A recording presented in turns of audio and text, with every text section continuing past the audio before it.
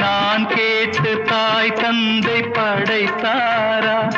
இல்லை என் பிள்ளை என்னை கேட்டு பிறந்தானா?